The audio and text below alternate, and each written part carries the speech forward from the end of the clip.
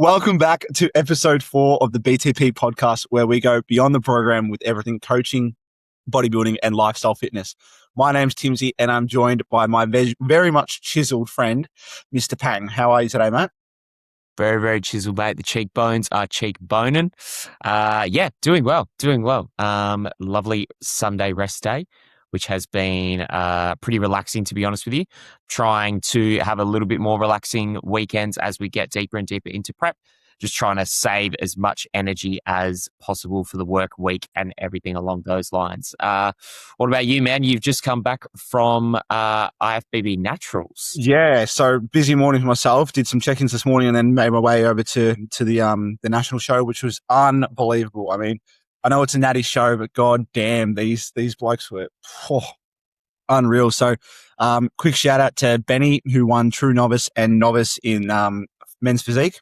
He looked unbelievable, actually. He was very well conditioned. So sharp. But like at the end of the day, he literally just lost on size. Like there was some blokes there. The guy that won, Mohammed, I think his name is, a freak, bro. Like just freak. V-taper, unreal physique. Like you're literally watching it in awe. It was fantastic. The thing with Benny is as well, he's like, in terms of competitive, like being on stage, he's still very young in the game. Yeah. So sharp as hell and very, very good structure. So I think in years to come, he's going to be one of the forces to be reckoned with in the men's physique division for sure. Without a doubt, no doubt. I mean, he is an NBA pro, but obviously doesn't carry over to IFBB. So he did very well himself. I spoke to him after the show. He was pretty happy, and I'm actually going to be seeing him next week in Queensland. He's not competing; he's just coming up to watch the show, which is awesome. Oh, okay, cool. One of the boys, Jesse, who I met last week at the Sydney show, who took out the classic physique title. He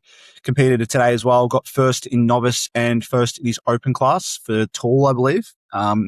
Placed second to Tony in the overall classic physique. And I mean, Tony, man, that photo you sent me of the classic lineup, I was just like, holy shit. This is why I don't want to compete for another 20 years. Like, like if that's what the standard is, it's absolutely wild. So if anyone hasn't checked out either of those boys, Jesse, he's part of the One Rep Max team, I think that's their name, the coaching team.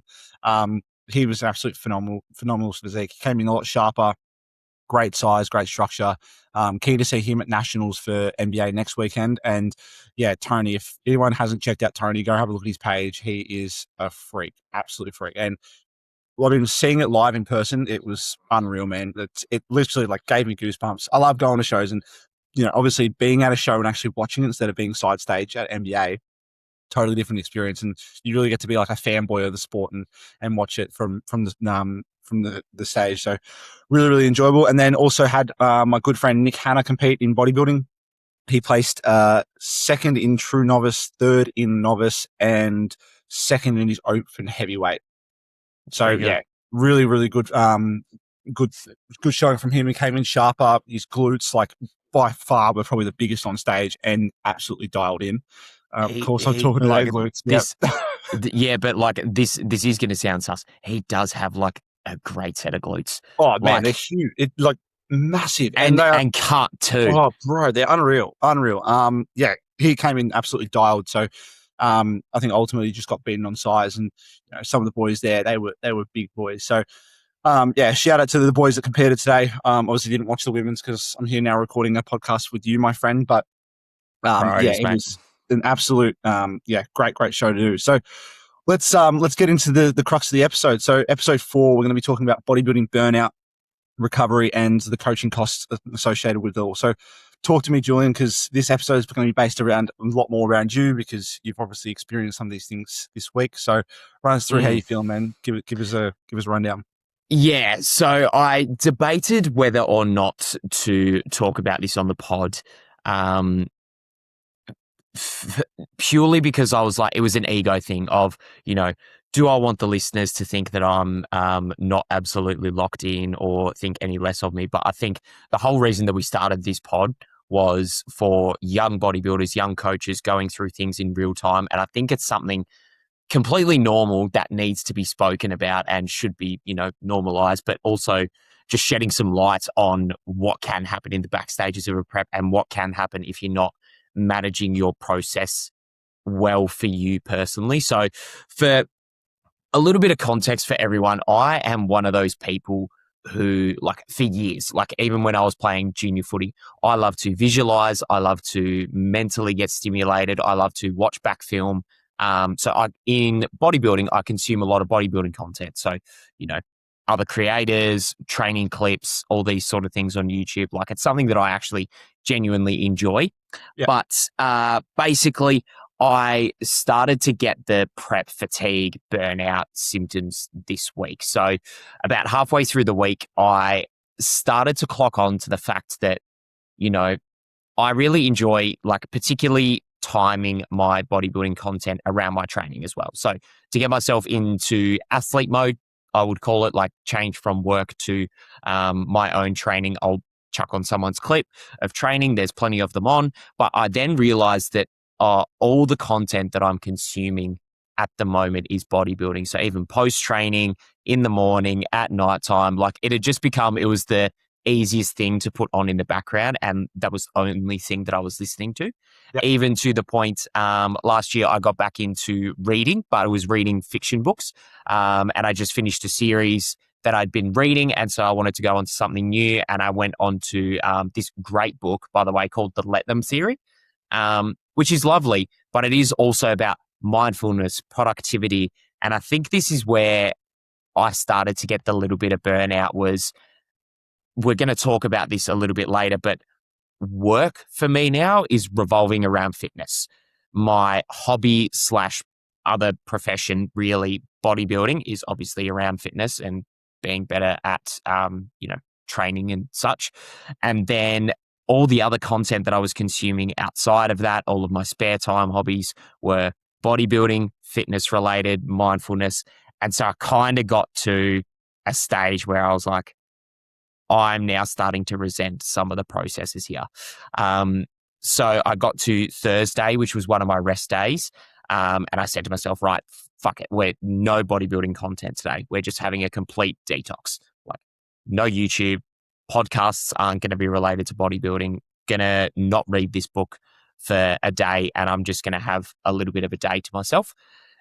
I'm very glad that I decided to do that, because I then ended up having one of the worst scheduled days on prep, and it was not good at all. So basically, I had a couple of work scheduling things go a bit awry, let's just say. And that meant I meant to do, 12,000 steps a day. And I was behind on my steps by the time we got home. So I was like, cool, walking back home, absolutely fine. I'll smash that out. Get home, and one of the main switches had sort of flipped. No worries, flip back on. It's okay. It was the kitchen appliances and the lounge room appliances. No worries, flick back on. Flicks back on for about half an hour and then flicks back off. So, fuck, okay. Try flick back on again. Nah, straight back off. So something's tripping it. So go and unplug all the appliances, 2 hours later, with the help of Danny's dad, who was nearby, because I was starving hungry at this point and so tired and depleted. I was like, mate, can you come around? Because I'm at a loss. I've unplugged every single appliance and I don't know what is tripping this switch. We then found that my dog had chewed an outdoor wire that was connected to that switchboard, and it had been raining, so water was getting into it, and that was what was tripping it out. So at this point, it's like 9:30. And I'm hearing Scotty's voice in my head. Anyone who is coached by Scotty or knows Scotty knows that he's a self-proclaimed sleep Nazi. And I was like, fucking sleep. don't fuck with sleep. So I had the choice between sleep and get the extra 2,000 steps that I needed.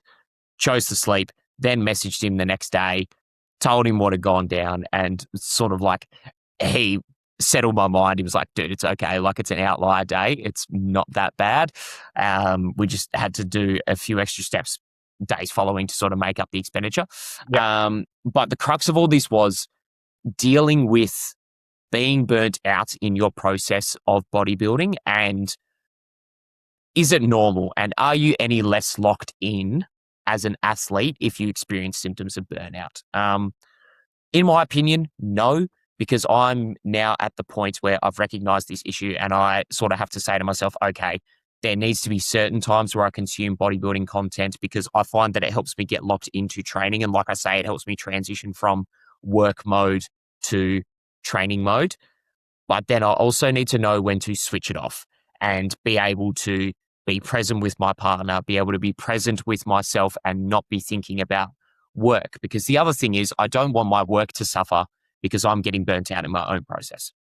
Um, and I had experienced a little bit of this in my off season because this is obviously my first time being a fitness coach. Started to find that I wasn't enjoying my training as much because I was so focused on everyone else's training.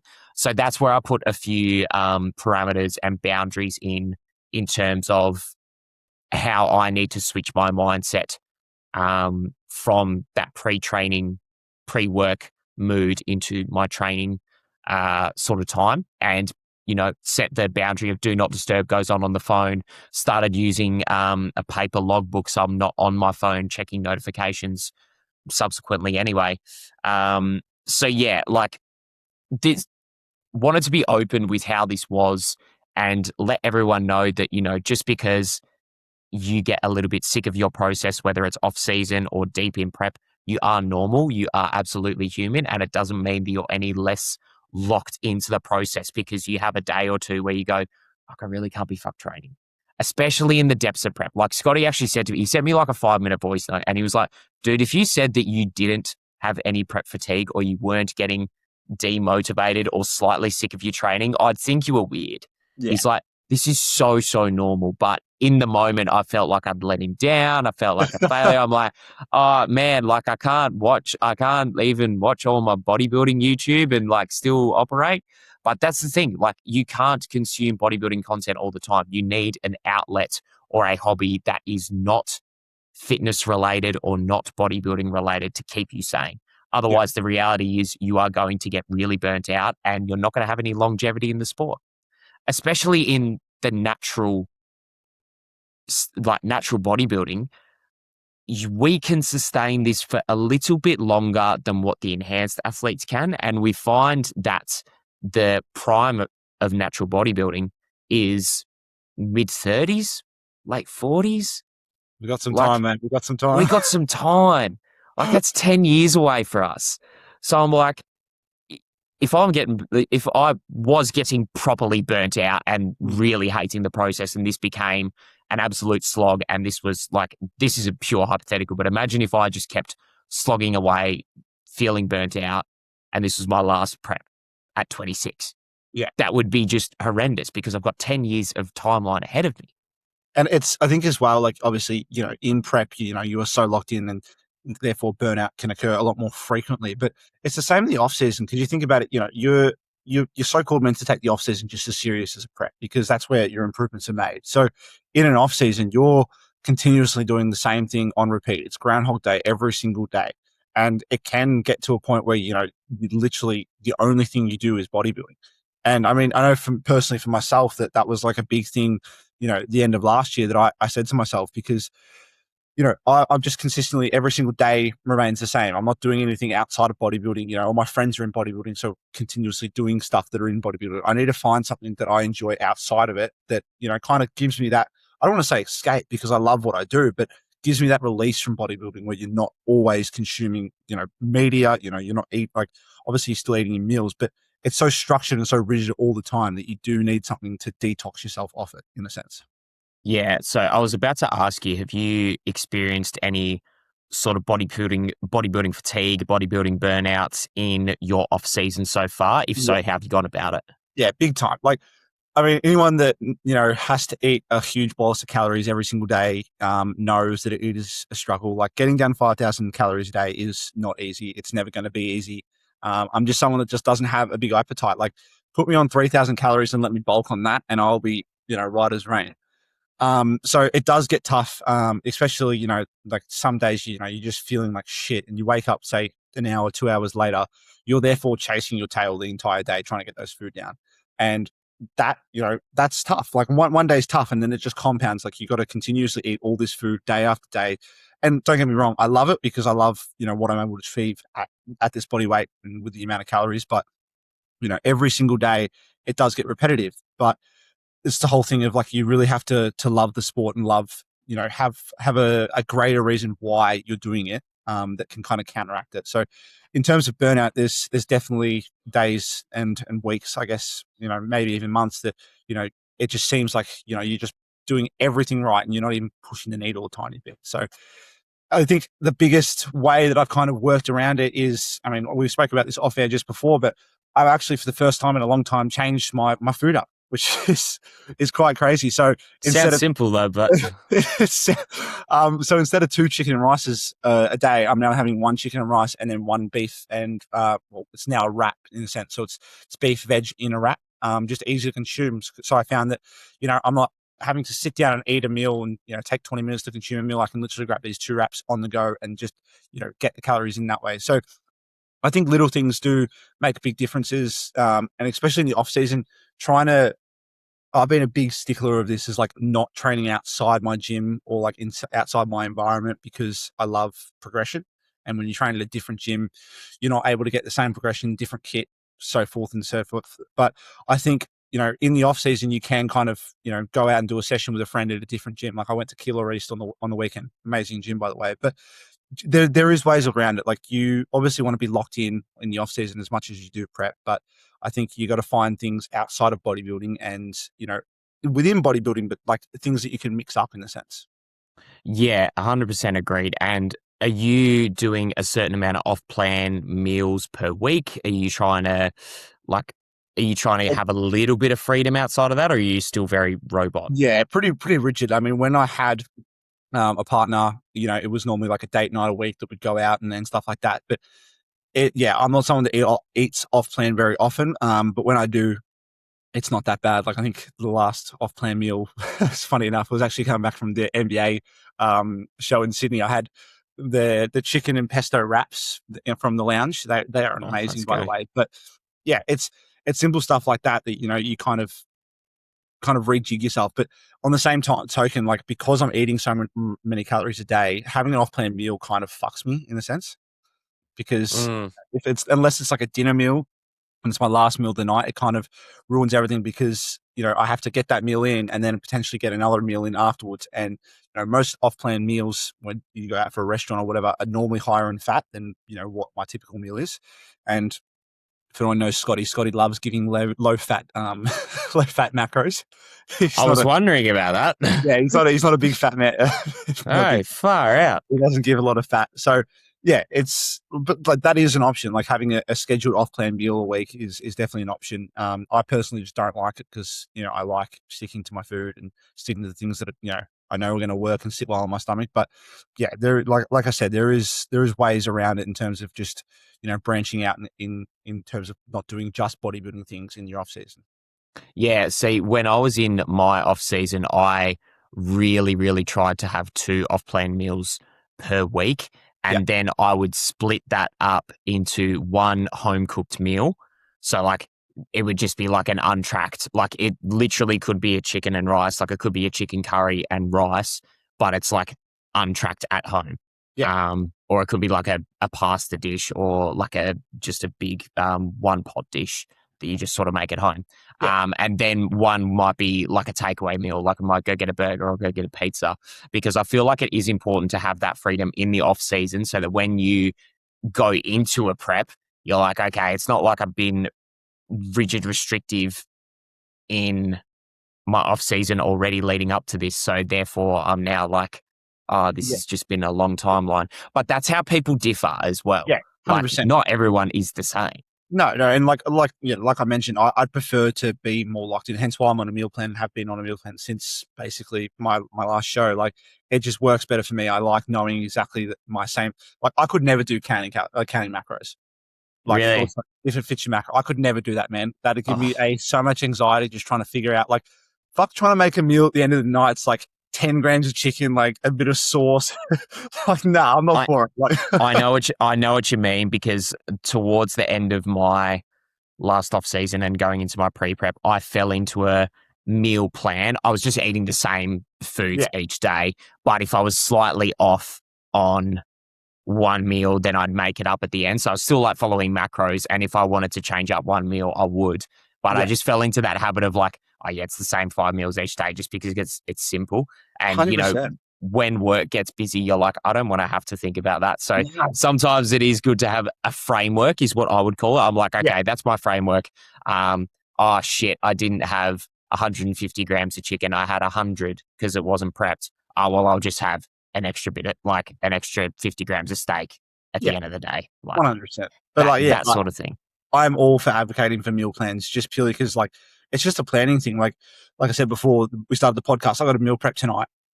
And it's so nice to know that I can go to bed tomorrow and all my meals for the week are prepped. And like the only thing I make up every day is obviously my shake and the cream of rices before I go to work. But it is just that, like, not having to worry about what I'm eating. I just know, like, even the boys at work, they don't even bother asking me what's for lunch because they know I'm having chicken and rice. Yeah. And don't get me wrong, I would be in that same thing as well of like, I've got my staple, at least 4 out of 5 meals planned, and then maybe one of them's a little bit more dynamic. But yeah, like there has to be a base level of preparation. I don't want anyone to get that skewed of what I'm saying there. Like you still need to meal prep. Prior preparation prevents poor performance. So we don't want to like just be completely blasé and, I have no idea what my food is going to be for today. I just know my calories and macros. No, like that's not what I'm saying there. Right, but it gives me so much anxiety, like saying. No, I don't know how people do it. Oh, I cannot do it. People doing it on the day. Like some of my... Oh, sorry, yeah, go on. Like some of my clients will be doing their food on the day. I'm like, I don't know how you guys do it. I was going to say, who does it really well? And I'm not even sure if she listens to the podcast, but Amy Megner, I always see on her stories that she has like prepped like these burgers and like these food, and like her prep food is insane. And like credit to her because she can make some insane meals and make it fit her calories. But I just could never do it. I think I'm also like a simple man. I just like the basics. Really? Wouldn't have thought that about you, Timsy. Like it's just. I love you to death, bro, but your meal prep is quite bland. Yeah, it's fucking horrible. Bro, it's like shit.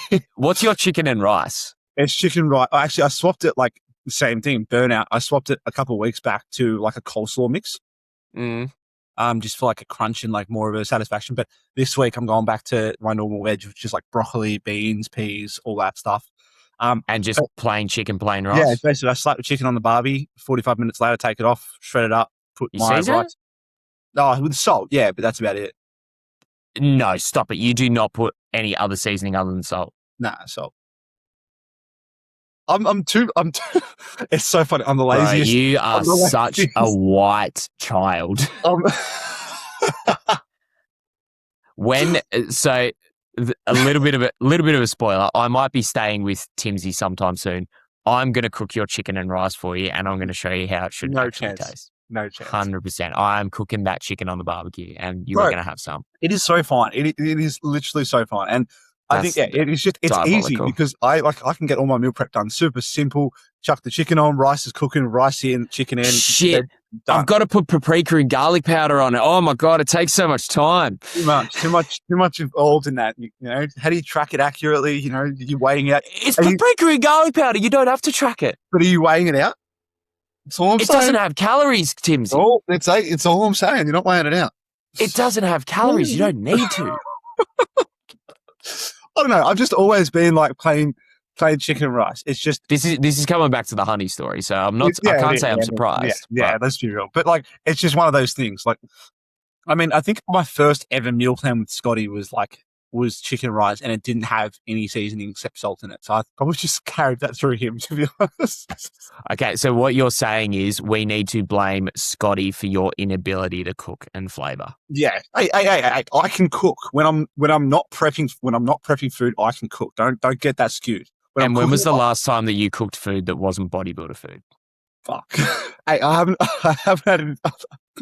All my friends have meal prep food. I can't cook their food. That's it. I can't even cook you a steak when you come over. You're a bread. God damn. But when I do cook for people, like, as a way of showing love, I cook with love in the sense that I make sure that meal is delicious. It is succulent. Yeah. But when it comes time to my own food, I just succulent. That's a very good word. The saying I like to say with my food is I eat for a purpose, not for pleasure. Shut up, Jay Cutler. It's true though. Like, I don't care. But I think the funniest thing, we're going off topic here. The funniest thing though, in prep though, while my food didn't like change in terms of like flavor and shit, my presentation of my food was top notch. And I did Gotta see your take care. cream rice story before we came on here, and it looked unreal.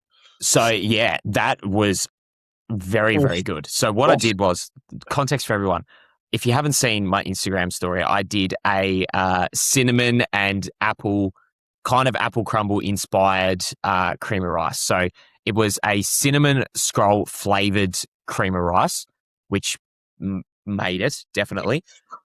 100 grams of apple, chopped up, put onto a pan, bit of cinnamon over the top, give that a mix. Little squeeze of lemon juice, give that a mix again. Let it fry up for like 5 to 7 minutes. Pot that into a little bowl, little bit of sugar-free maple syrup just to mix through that. That goes on top of the cream of rice, which already had a little bit of dash of cinnamon extra, and then a altered nutrition cookie butter protein whey paste. Absolutely slapped. If I was off prep, I would also include some melted Biscoff spread and maybe like a crushed up Biscoff biscuit, but we can't make that fit the meal plan at the moment. However, it was amazing. And yeah, you're right. When you get into prep, you start finding expert ways to flavor. Like I don't use lemon juice in my off season, but there's a lemon tree out the back of my house now, and I'm fucking pumping that lemon juice, brother. I was actually going to say before, when you were talking about burnout and how much like bodybuilding content you were consuming, I didn't hear you mention anything about food related content. Is that something that you are like, with this prep, are you shying away from? Because, for 100%. personal experience, when I was in prep, I was so under the impression, I'm not food focused, not at all. And then I go onto like my Instagram liked, and like you can scroll down of like, no, these are just places I want to try after prep. Like, how many of those places have I tried since prep? Zero. Not a single one. No, I made that mistake last time. I got really food focused because we were finishing up in Melbourne. And so I did the same thing as you. I'm like, I'll save a bunch of Melbourne restaurants that we can go to. And I also enjoy watching cooking shows. So I enjoy watching like Ramsay's Kitchen Nightmares, Hell's Kitchen, MasterChef. But I said to myself this time, no food content, because that very quickly your YouTube algorithm then starts feeding you like best burgers in America, top 25 like chicken sandwiches, like best recipes from da-da-da. And you're just like, oh, so good. So this is going to kill me. I started watching the latest season of MasterChef. I think I got three weeks in, maybe 3 or 4 weeks in. Stopped it completely once prep started. And I have no idea what's going on at the moment. And it's kind of killing me. I do want to know. I do want to ask you, have you ever found the YouTube page Eric the Electric? No. Okay, don't even... Is that mukbang guy that fucking eats like an absolute pig? Yeah, but not... I don't know if it's the guy that you're thinking about, not the fat guy. No. Like, Eric the Electric, he's a basic... Yeah, similar concept. He does like food challenges, and he just eats like copious amounts of food. And that was one of my ones that I watched in prep, funny enough. But like, it's so weird that like, that was like kind of where my mind went. Cause like I watch his videos now, like from, time to time, and it's like, they make me sick now. Like, I'm like, oh bro, how the fuck did I watch this in prep? This is just, but I never got to that point, but I would consume like chef's content, food rating contents, like not the just engorging yourself on amounts of food, but it was kind of like the little sneaky bits of food focus. So I definitely squashed that this prep. I will occasionally watch like a bodybuilder style full day of eating just to be like, oh, what's what are they eating? Yeah. But again, it's very bland. So I'm like, I'm not really craving Derek Lunsford's chicken and rice more than Samson Dowder's. Oh, well, I was actually going to put out a full day of eating on my Instagram, so at least I know. Oh, mate, you can do that now. Yep. You can watch it and not be worried because my food's bland as fuck. And you're like, oh, well, I'm probably even better than Tim's anyway. All right, very true. So, I did want to just like firstly, just cap off the bodybuilding burnout bit with some strategies that I'm employing, and if you wanted to add in any strategies that you've employed in the past, go for it. So. First one that I spoke about was bodybuilding content. I'm now timing that around my training. So I will consume bodybuilding and fitness content in the morning when I wake up and pre-training. And then once my training is over, there's no bodybuilding content allowed. Yeah. just to be like, okay, training's done. This is not serving me a purpose anymore. I will watch, I'm a big gaming fan. I'm a big wrestling fan. I'm actually like a little bit of a comic book nerd as well. So I've got plenty of TV shows that I can be watching around that. I'm happy to be doing that. So that's one of my strategies there. Quick I can side see a topic: thought, yeah, Assassin's Creed. brother. Oh, it is getting a run at the moment, mate. Can we see the collector's edition statue in the background? There we go. Oh, I like it. I like it. Just there. That's a nice cabinet too. It's a very nice cabinet. It's full of Lego. I will send you a photo later. So that's bodybuilding content. And then I did change so I was previously reading to go to bed, which was the Let Them Theory book. I've then changed that to a fiction book. So that like just before pre-bed, I'm not actually still thinking work mode. Which is good. I will probably still continue to read this book, but in my own time when I feel like it's pleasurable, not when I'm just trying to wind down and go to sleep. Yeah. Perfect. And similar with like podcasts and audiobooks as well, like not having that be just the only thing that I'm consuming.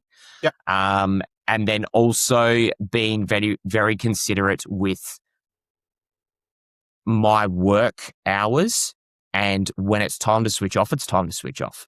Yeah. And that goes for, because the last couple of weeks, I've done a fair bit of Instagram filming, Instagram editing for myself and for, a couple of companies as well that like we have to do work for.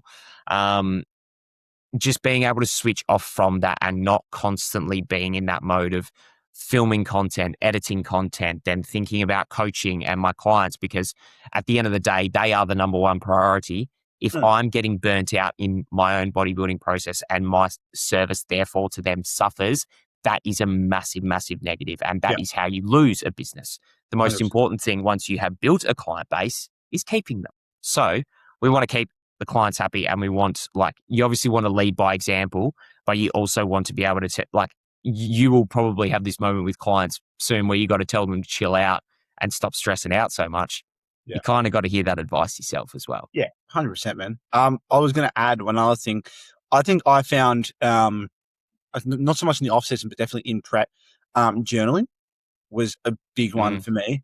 Just purely just getting your thoughts and ideas on paper before you sleep. I think it was one of a really good way of kind of, capping off a day. And, like you said, burnout, at times you'd simply tell yourself, okay, today was so full on. What could I do tomorrow to mitigate some of those things and make my day a little bit, flow a bit more better? Because, at the end of the day, most people that prep are working full time. Hats off to the lucky ones that aren't working full time and can be a little bit more cruisy. But, majority of the people that are prepping are working full time. So they don't just have the stresses of bodybuilding, they have the stresses of work as well. So, being able to, jot your feelings down and kind of just put it all on paper before you sleep, I think that's a really, really helpful tool that, kind of mitigates that burnout in a sense. Yeah, 100%. All right, mate. Our next one is recovery strategies. Now, for this one, we're going to do overrated, underrated. Yeah. So for a bit of context, I gave this one in as well because I had a question from a client about recovery strategies, especially around intense periods of training. So I thought I'd ask you first, Timsy. I know you're hosting, but I'll ask you first. That's okay. What would you say are your most used, if any, recovery strategies? I'm going to say it for the people in the back. Sleep. Number one is number one. I like it. Absolutely S tier. It is the most underrated thing that so many people, funny enough, pun intended, sleep on. It is seriously so effective for you, and it is, it is life changing when you actually start sleeping normal hours, getting 6 to 8 hours of sleep a night. It'll change your life. People don't get me wrong. I've fallen into the the category of just sleeping 4 hours. The grind, the hustle life is real. It's great for a period of time, but then that catches up with you, and it just not goes sustainable, is it? Goes downhill so fucking quickly. So my number one is sleep, without a doubt. I know Scotty's a big stickler on it. I know for a fact that when I first started with him, he was on my ass about it literally every single week. But man, my sleep is always like, it's protected. It's one of those things that just, you don't fuck with Tim's sleep. We don't degrade that muscle, mate. No, we do not. What about yourself? What's your number one? Well, I think sleep is as well, and same thing. Scotty's been really onto me since starting with him, and I was probably, I was just under the threshold before starting with him. I was getting like 6.5, and sort of operating on that, long PT hours. But you pretty much covered everything on that. So the one that I would give is, this is a little bit more of a 1%er, but I do think it's super important, is nutritional timing. Yeah. So I find a lot of people don't really prioritize the training window pre or post enough in terms of carbohydrate and protein intake. Yeah. I find that, if someone is counting their macros, they're just making sure they're getting as much food as they want at certain times. Like some people really backload their day because they want a bunch of food at the end of the day, but then they're training in the morning. Yeah. And it's like, oh, well, you actually need a lot more pre and post than what you think. So I think having decent amount of carbohydrate pre and a moderate amount of protein pre, low fat, just so you're digesting very quickly. And then making sure that you're getting a moderate to high amount of protein and still a moderate to high amount of carbohydrate post-workout can make a massive, massive difference there. And same with your micronutrients as well, not just having chicken, rice, that's it. Not just having cream of rice, protein powder, that's it. Like making sure you're getting some fruits, getting some veg of different colors as well, not just the broccoli, beans, peas, which are all green, mate. I can't believe that Scotty's letting you get away with that one. There is some carrot and cauliflower. I just didn't mention it. Oh, okay. It's the you go for that mix. Yeah. Oh, okay. I was actually, funny enough, I was on the one that you put on your story or your Instagram. The what's it? The can't even think of what it's called now. Grocery haul. No, yeah, but the packet of the stir fry veg. Yeah, I was on that into my entire prep, and it was like after prep, I'm like, I have to swap it out. Like it just was one of those things I just have to mate, that's the first thing that's going. It's not coming back. It's like I still remember it. I don't know why, but I love broccoli. But like those broccoli chunks, they just did not sit well with me for some reason. There's no broccoli chunks in this one, isn't it? No, they've got the stalks. There's no actual florets. No, that's what I meant. Sorry, the stalks. Oh, okay. The actual stalk. I reckon I remember eating a full stalk and it just like hit my back of my throat and I'm just like, oh, hello. Yeah. You don't have it for that. You have it for the green beans, carrots, and capsicum. 100%. But like you said, your nutrition timing is very important and the most important around your training window, because that's ideally like where you're putting those carbs and using as much energy throughout your day essentially. So I'm 100% with that. And I think like you said, you eat for performance, but you don't eat for. I think that's probably that's probably the far end of the spectrum. But I say to people, you do need to have an account for around your training window. So one recommendation that I make to my clients, I'll openly say this so anyone can steal it, but 50% of your daily carbohydrate intake should be in and around your training. So whether that's pre and post. So as a nice round number, if you were on a diet that was 200 grams of carbs per day, you should be having at least 100 grams of carbs around your training window, whether that's 50 pre, 50 post, 75 pre. I actually wouldn't do 25 post. That sounds really dumb. But splitting it up, like maybe it's 40 pre, 60 post, or 60 pre, 40 post. I'm just trying to do the maths on mine. So I have to get like 425 grams before I train. No, you have to get it in and around. So that's pre, post, and for you, that would be intra. I train on 4 meals anyway, but like just off that, like, from someone that, obviously eats the same meals every single day, I know for a fact that my training performance is not worse, but it is definitely not the same in terms of pumps and just performance in the gym if I train off 1 meal compared to training off 4 meals. It is such 100%. A big difference. And it is noticeable, but at the same time, I'm, in a pretty lucky spot where I'm always basically topped up with carbs because of how much food I eat in the day. So it doesn't really matter because the night before is still kind of in my system when I train in the morning. But I was going to say it's context dependent there 100%. Because like if you had to train early in the morning and you didn't have the ability to get 200 grams of carbs in pre-workout, you would just load up the back end and then you would maybe have some banana or some LCM bars or some quick digesting cereal or even like dextrose powder, just to get quick, easy carbs in. And on top of that, I think another like slept on thing in terms of like nutrition pre and post is your fluid intake. Water is a Mm. big one because a lot of people don't drink enough water, and especially with the amount of food they're eating, they need to consume enough water to obviously, you know, I don't know the scientific term, which Scotty was here to help me out on that one, but A you know, blood to plasma osmolality or whatever he fucking says. yeah, that one. But you need water to uptake the carbs that you've eaten. You can't just expect to eat a bolus of calories and not have any water in the system to uptake it. So I think water is a big one. But yeah, in terms of recovery, I think that is, you know, I mean, we've gone kind of Do you have any other recovery strategies? Is there anything else you do to I'm promote trying to recovery? think. You know, I like to say that, you know, my phone is off, you know, an hour before bed, but realistically at the moment, it's not just purely because how much time I'm spending on it, making content and like, you know, responding to people and just working on the business through my phone. One thing I told myself since moving my desk into my room was not to use my laptop right next to my bed because it's quite literally, you just pick it up and can work from in your bed. Yeah. I did catch myself doing that a couple of times last week and I've pulled myself up on it. So strictly in bed is bed. Like I've made it like once I get into that bed, I ain't fucking touching any sort of technology because it's time to sleep. Because it literally just like if you get one thought and you just quickly, oh, well, let me just quickly jot this down. I'll do this one thing, and it's game over. So, Yeah.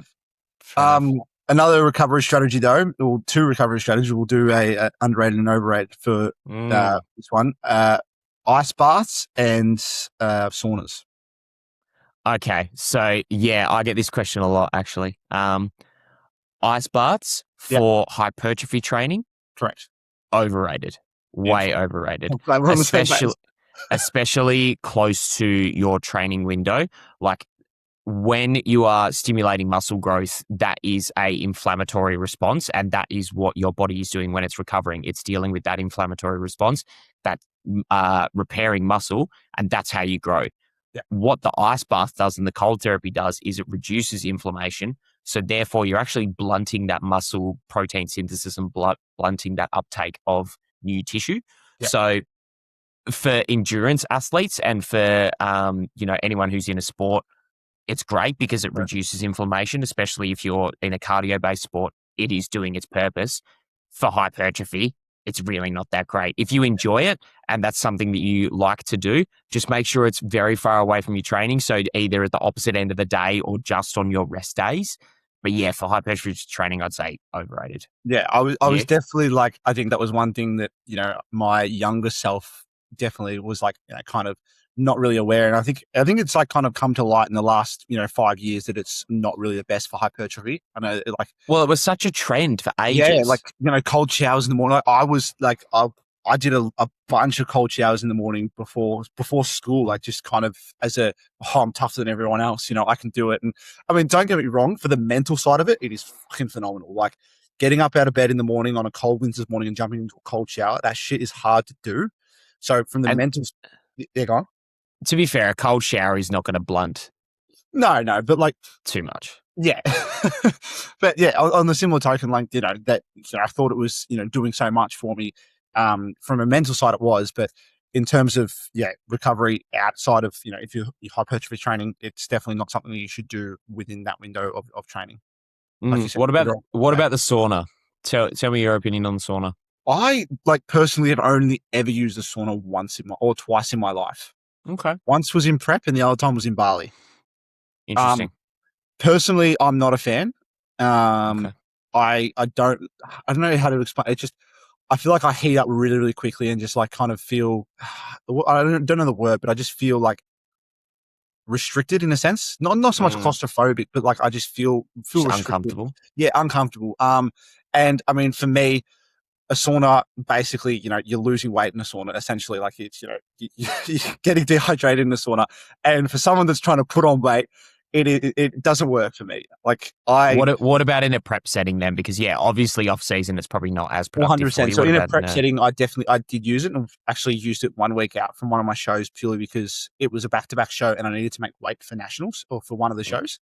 So we did use it, I think after training or before, or either after training or on a rest day. can't remember one of the two, but yeah, that was the time that I probably hated it the most, just purely because like, you're in prep, you're so like, just, yeah, it was just an uncomfortable feeling. I did not like it whatsoever. It's also probably not that enjoyable when you know you're sitting in there trying to To get lose, kilos yeah, off the scale. Like 100%. when it's like, oh, I'm attaching this to a number.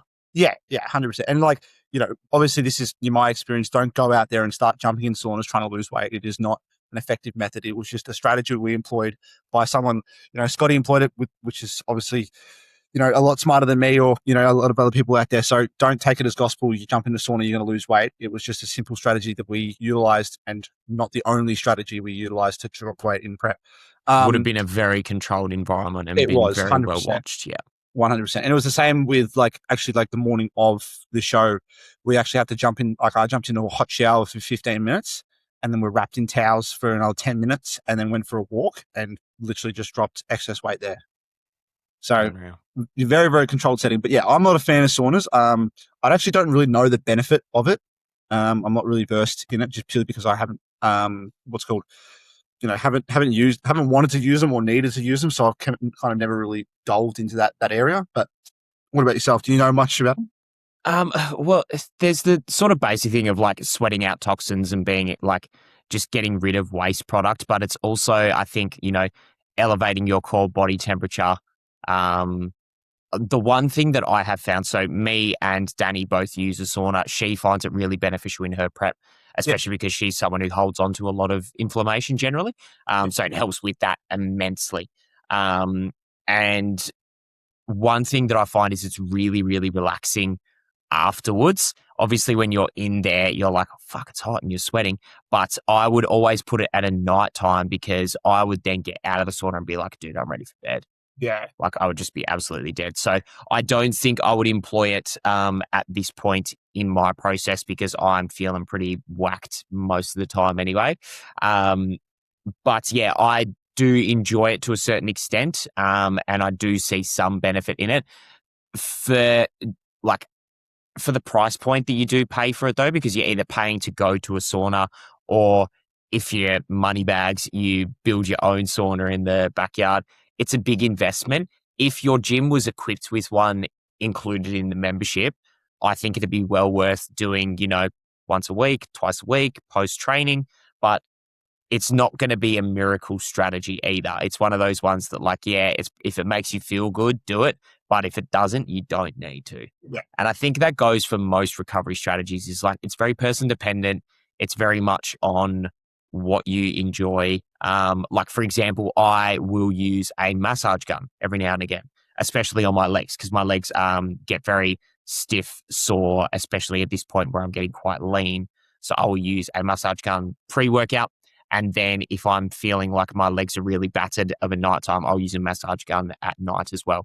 Yeah. But that is something that works very particularly for me, whereas some people don't enjoy that feeling. They don't get a lot of benefit out of it. Whereas the two that we spoke about, which is nutritional timing and sleep, I feel like that is you can't argue with it. No, it's definitely one of those things that it's a hard yes. It's definitely one of the biggest terms of recovery for you.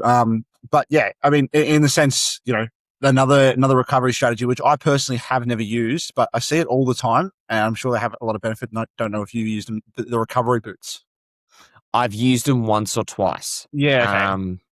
And have contemplated purchasing my own, Ooh. but they are an investment. I think if you get the proper Normatec ones, they will be, upwards of $500, around $750. That's not. I was thinking a couple grand. Oh, no, nowhere near. But also, if I'm going to spend $500 and then use it once, I'm like, was it really worth it? That is very true. But if you think about it, $500 is a show, Rego. That is true. That is very true. But like you said, it's person dependent. But again, all these recovery strategies, they're all the ice bath, everything extra, massage gun, they're all low hanging. They're all those extra 1%ers. If you're not getting good sleep, I think that sleep is the number one thing you should focus on. If you're not getting good sleep, focus on that first, because that will literally change your life in terms of the way you feel every day when you wake up. Recovery in terms of your muscles, how you're feeling going into next sessions and stuff like that. It is I can't stress enough, one of the best things for you.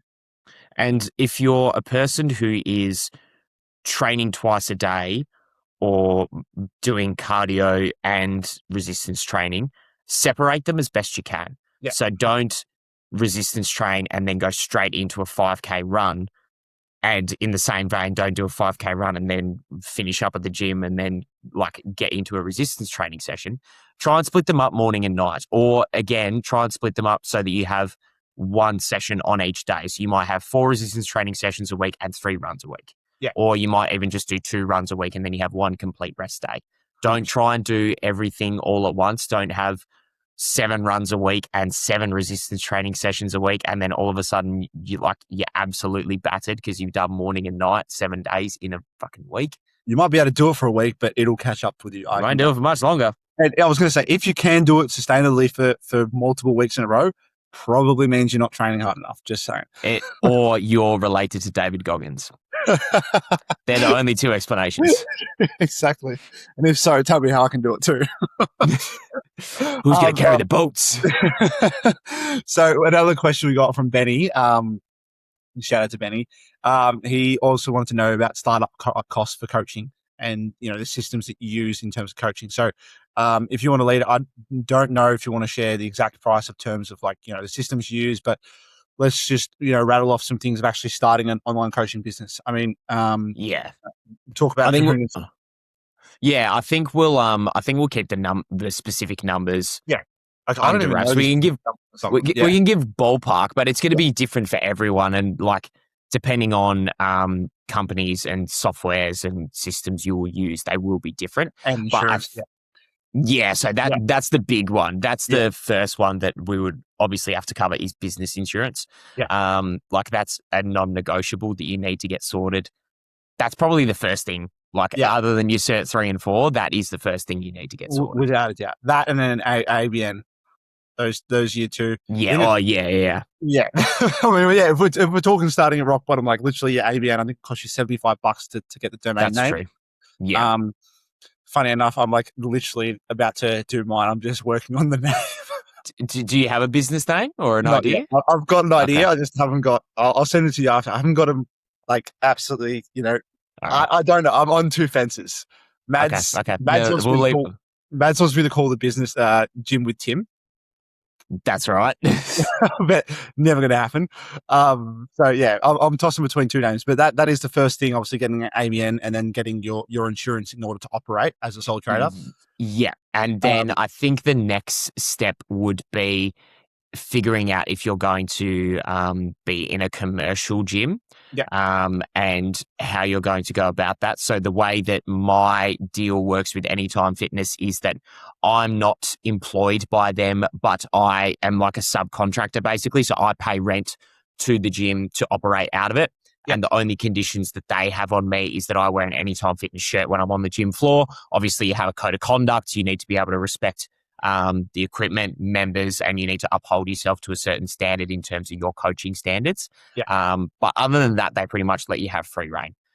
So they do give you the opportunity to run classes, which they will pay you for, you invoice them to do the classes, but they're also not compulsory. I'm not sure if that's just me and my gym, but I know they're not compulsory classes. You don't have to do them. You can just be a one-on-one PT.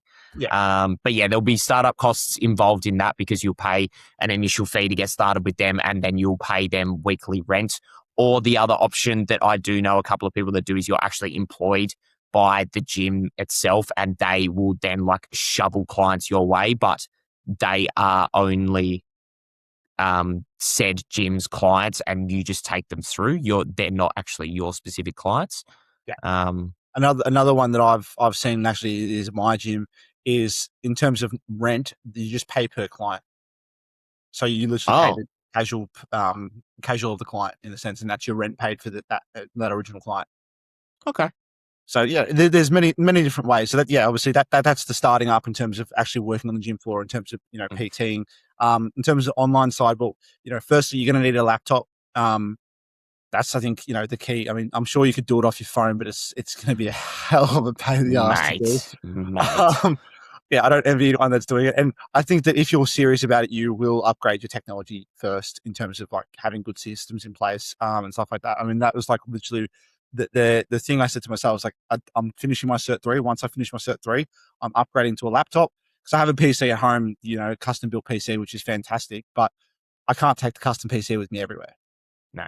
Can play You Assassin's can't, Creed, but I can't. you play Assassin's Creed, and you can't take that custom built PC to the cafe that you do all the work out of, mate, Yeah, or to 100. Bali where Yeah. everyone else is. Or like to NBA shows and stuff like that. So, I mean, like, especially for this weekend, I'm going up there Friday. I won't be back until Sunday afternoon. So, Sunday morning in the apartment, I'm going to be on my laptop doing check-in. So, Yeah. I'm not lugging around a big PC. So, definitely, like, your systems in place in terms of, technology that you have. And I also think then after that, the actual systems you use to coach people on, that's your next kind of cost. You obviously use Kahunas. I use Yep. spreadsheets, which is free. But I might be making the switch. So yeah, there is a little bit of a give and take there. So if you wanted to use a coaching software, which is quite simple to set up, you have a decent place for clients, and it's just super duper simple. That was why I went for it. I'm a big believer in presentation is important and systems are important. So my toss up was, will I spend a subscription to get a training app where everything is set out ready for me? Or will I have to spend a whole bunch of my own time making this Google Sheet look really, really good and make it and I'm horrendous at Google Sheets. So if I was better at Google Sheets, probably would have done it. However, yeah, so that's the toss up that you got to take. Like, you need to pay for a subscription service. Doesn't have to be Kahunas. There's like heaps of softwares out there, like HubFit, iNutrition Pro, Trainerize. Like, there's so many that you could be using. You just need to shop around, find what you think would suit you and what price point suits you as well, because they're all going to be different. But yeah. And then the next one I was going to say is how you actually get paid from clients. Yes. So there's a lot out there. There's Easy Debit, there's Newy, Stripe. They all, in terms of setting up, they're pretty easy to set up, but they all do come at a what's called admin cost in terms of every transaction. But you either pay that transaction or your client pays the back end of the transaction. So that's not too much of an initial startup cost there. Yep. The other one is accountant. So having a tax agent or accountant and an accounting software. Now, my experience with this one is that I started with my accounting on a Google Sheet because my partner's dad previously ran his own business. So he sent me like a template of how to keep your accounts and, categorize everything, which was super simple for me to understand at the time. However, now, 1.5, almost 2 years into the business, I've now just switched to Xero. And if I can give any advice to a starting up coach, just cop the cost and go to Xero. It's so easy. It's so much easier. And note to self, go to Xero. Because the other thing is, depending on how your accountant actually works, the way that mine works is they invoice you whenever they do your BAS statement or whenever they do your end of financial year statement, and depending on how much work they have to do, they will invoice you a certain amount. So I figured out that I was probably getting invoiced a little bit more than what I should, because they were having to go through my Excel spreadsheet that was very old school and probably not set out very well. Whereas when you get onto Xero, you grant them access, so you don't even have to send anything across at the end of the quarter or end of the financial year. They just go in and do it. Yeah. And then they'll invoice you a certain amount still, obviously. But it means that you, by spending a little bit more each month, because it is a monthly subscription cost, you will actually be able to save a little bit on your BAS or end of financial year. And also, if you ever got to the point where you were hiring other coaches that work underneath you, it does its wage costs and everything like that as well. 100%. And the other one I was going to touch on is Loom. Loom does cost money, doesn't it? Yeah. It does. I got slapped with that the other day. It was like, oh, you use your 15 videos or whatever, and I'm like, oh shit, okay, time to upgrade. See, when I first got started, I think I spent the first 3 months on the free Loom but the thing that it had for me, I don't think I can't remember if it had a limit on how many videos, but each video was only allowed to be 5 minutes. So, mate, I was pumping them Yeah. check-ins out. And I would get to the point where I'm like, fuck, it's at 4 minutes, 20 seconds, 4 minutes, 40 seconds, and I need to wrap this up. I'm like, okay, so Yeah, because originally, like when I started out, I only had one client, and I, obviously wanted to start on Loom. And when I did, it was like 5 minutes, and I'm like, how the fuck am I meant to do an onboarding video in 5 minutes, bro? Like, there is so much to talk about. I cannot. send them 5 different videos. I'm a fast talker, so I ended up just opting in for the free trial, which like was granted. But I think it was either based on time or like amount of videos you actually made after the free trial ended, and I'm like, okay, time to upgrade. I mean, at the end of the day, like if you have 4 clients or you have 50, it's a worthy investment because you're going to be using it every single week. It's a fantastic platform. You gives you out a whole transcript. Can't speak. Gives you out a whole transcript of the actual Loom video. You're able to edit on it, cuts out certain what's called breaks within your sentences and stuff like that. So it's very, very well worth. And I think in this day and age, if you're not getting a video check-in from your coach, if you're getting, bro, back in the day, I was getting an email from Scotty. But granted, yeah, I've had text check-ins before. Granted, the email was like fucking 6 pages long. Like that man can write. I'm not sure if you subscribe to his newsletter, but similar style of his newsletter. It's so much information, which is awesome. But yeah, as the times change, if you're now only getting a text message or an email from your coach, I think it's definitely subpar, somewhat of a red flag. Yeah, you should be getting a Loom video. The other thing that Loom is great for as well, beyond the check-ins, is if you wanted to record resources for your clients to be able to utilize as well. For example, I recorded a Loom video on how to use the Kahuna's app to track your calories, because obviously every tracking app is different. And so I did like a big, long half-an-hour video being like, breaking down the basics of tracking your calories. So if someone who'd never tracked their calories before was starting coaching with me, they would have a video resource there of what each macronutrient is, what are your recommended food sources for each, and then how to actually use the app. So like go through how to bulk meal prep something, how to do a single serve food, how to create a known food, how to read nutrition labels. So basically I just had Kahuna's up on my screen and then I was talking through it. And you could do the same thing for like seminars and whatnot. Yeah, that didn't even click. That's such a smart way to do it. I'm gonna steal that, Mr. Julian. Mate, you're stealing a lot from me lately. Not gonna lie. What can I say? You're a smart man. You're well versed in this world. Walking in my footsteps, bro. I'm trying. It's hard to when you got that much muscle behind you. It's honestly for anyone who can't see my face and is listening on Spotify, that was a joke. I'm not. Bagging yeah, this is actually the last episode, guys. Thanks for watching. Yeah. In terms of like Timsy, this is just a question out of interest. Yeah, go for it. So the way that I've structured all of my subscription/paid services is I do yearly so that I can save, but it does mean that it is a bulk amount coming out at a time. Yeah. How would you structure it? Would you do a monthly subscription or would you go yearly? I'm very yearly. Yearly? Yeah, it's like anything. Like my phone, I don't pay month to month. Like I'm not paying these four payments across 3 months. Like, nah, I'm paying for. If I think it's always been that kind of like mentality that I have had. If I can't afford something 100% right now, probably means I shouldn't be buying it. So I mean, that's the same with like my car insurance, everything like that. It's all one bulk bill because I just don't like the money coming out every week. To be honest, it's just something that I'm the same. It does mean that like October, November time hurts a little bit because that's when my business got started. And I'm like, oh shit, we're getting a little bit tight now. But it just means so much easier. Yeah, I'm very much. And like, let's be real, you're saving so much more money when you buy in bulk. And if you are dead set on something, like you're going to use this certain software for the next year, why not do it? 100%. Well, yeah, I mean, that's basically, most of the episode. I think the only way to end it is a row get to know you question. Yes. Please, for the love of God, no more food. No, it's not. Oh. It's not food related unless you make it food related. All right. We're having a break. To go off the bodybuilding burnout theme of the episode that we did touch on, and as I mentioned, some of the strategies were me leaning into hobbies and interests outside of bodybuilding.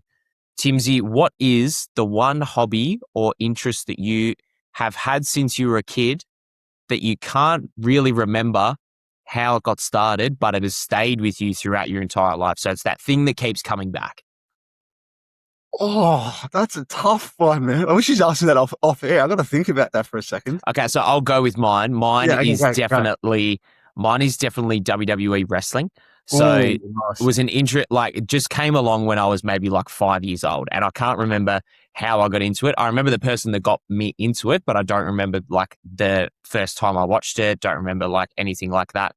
But it's one of those things of like I thought I was going to be a WWE wrestler from the point that I was 8 years old until this is really sad, but I don't think I admitted defeat until I was 17. Like I thought I was going to be a WWE wrestler, but it's one of those things that I don't watch it religiously each week, every single week of the year. I'll go through stages where I will actually properly tune in, but it's just one of those things of like, I'm following it on my Instagram and I see highlights on Instagram and highlights on YouTube, and it's just constantly there. And then maybe like 3 months out of a year, I'll actually like sit down and watch a fair bit of WWE because they do big shows like once a month, maybe once every 6 weeks. Yeah. So I might watch that, and then maybe like 2 or 3 months a year, I'll actually sit down and watch weekly TV. But that's the one thing that I've sticks got out. mine. There you go. I'm about to expose the fuck out of myself. Bro, I've exposed the fuck out of myself a lot this episode, so I think you can do something there. All right, I'm going to expose myself. Minecraft. Really? Big man. Like, I was such a big fan of it growing up. Like, I would play so many times. Like, my brother and I we would consistently play it. And like, even now, it's funny enough. Like, even now, I might jump on. Not right now, but like in terms of days, from time to time, jump on and play like 2 weeks of it. Like, because there's this thing with Minecraft, and people hopefully have some Minecraft nerds out there. If I don't, well, I'm singing to it. Mate, I was going to say, you're not exposing yourself that badly. This is great. This is great. What were you worried about? Minecraft? I was seriously worried. Oh God. But yeah, I think like there's this stigma around Minecraft. It's like you play it for 2 weeks and then stop playing it. Like after you play it for 2 weeks, you kind of get sick of it. And I think that especially in prep, it was something for me just to mindlessly play and like just go mining and just build something just mindlessly. Like in terms of like PC games, because I originally bought my PC and built my PC in prep as in a way to hyperfixate on something. And I found that I couldn't hyperfixate on any. Like I had all these games downloaded, God of War, all this stuff to play, and I couldn't fixate on it. It was just too much going on that I couldn't fixate it. And I found myself going back to Minecraft because it was just simple. The music's calming. You just play the game and you just build shit along, and it's just one of those things. So I do jump back on that from time to time. Haven't touched it this year, unfortunately. Which is too much else going on. There is too much else going on. But yeah, I think Minecraft is one of those things that I'll always come back to. It's one of those games that just hits nostalgia. It's funny you say that actually about like having something to mindlessly go through and mindlessly build. The one strategy I didn't talk about, which is the one that I did on Thursday as well, and is probably like my second most interest like from when I was a kid, is Lego. So building Lego is one of my strategies when I get really stressed out and I'm having sort of a bad week or a bad day. I need to sit down and I need to build a Lego set. Yeah. It's a very expensive habit to have. Yeah. But I do find it quite cathartic, and definitely something that I'm employing this prep is building some Lego. So I might have to get my Formula One cars when you come down for something for you to do. Oh yeah, please. Yeah, I did see a few Star Wars heads down in your cabinet before. Yep. Plenty of Star Wars Lego here. The one that I bought this week was the I think it's the Going Merry, which is the ship from One Piece. Yes. That was actually quite good. That was quite fun. There's speaking of, I'm going off topic again, but are you an anime fan? Yes and no. It depends on the anime. Are you a One Piece fan? I've tried with One Piece, and I think I've got maybe like halfway through the second season. But One Piece is like, there's a lot of episodes, bro. So many episodes. I think I'm like on like season 20, and it's just like something that I'll put on maybe once if I'm watching it. The other thing that I found with One Piece is there's a lot of episodes that are just backtracking over the previous episode. So I feel like in 20 minutes, I only saw like 10 minutes, 8 minutes of new content. Yeah. And so I got quite sick of that, but I did put that on in prep a lot. But I will watch Avatar: The Last Airbender. I'm watching at the moment. Death Note was the one that I watched last prep. That was amazing. Yep. So yeah, little bits here and there, but not like a proper. I was going to say one that you should watch is Solo Leveling. Okay. What is that on anything? Yeah, I think it's on Crunchyroll. I'm pretty sure. See, separate subscription though. I'll give you mine. Actually, it's Jackson's, but I'll give you it. Share the love, mate. So Share it's the an love. easy one to get into because it's like just straight action and it's like quite literally, without spoiling it, but he has to complete certain tasks every single day to level up and to, survive. And like those tasks are like, running 10K, doing 100 push-ups and stuff like that. And you can relate it kind of back to body, but like this is kind of going down the same rabbit hole of. You see how easy it is. Take This is what that I back. mean. Don't watch it. And most animes are because you look at. Yeah, you look like Dragon Ball Z, and like that's Oh. very heavily associated with the bodybuilding. We do People, digress. isn't it? We do digress quite a lot, but yeah, that's a good overrun. Not over. It was a good get to know you question, my friend. That was Yeah. that was good. I might actually just have to start thinking of some. All the onus has been on you recently. I think I might That's have all to. right. You've got the monster crack at the start. I've got the road get to know you question. That's it. That's it. Well, I think we'll leave it there, Mr. Pang. I think it's been a fantastic episode. Like always, if you guys have enjoyed this episode, please give us a rating on Spotify, subscribe on YouTube, give us a like, all that stuff. Share the content around on your. Yeah, we've been getting some really good feedback recently, and like people have been sharing around the pod on their Instagram stories. So very, very thankful to everyone who is watching, listening, and sharing. We do appreciate it. I think in the coming weeks, we will potentially be putting a Q&A box in to actually do a Q&A episode. So look out for that. If in the meantime you do have any questions, please send them through. We do very much appreciate it. But with that being said, that is a wrap on episode 4. We will see you all in a week's time. Adios.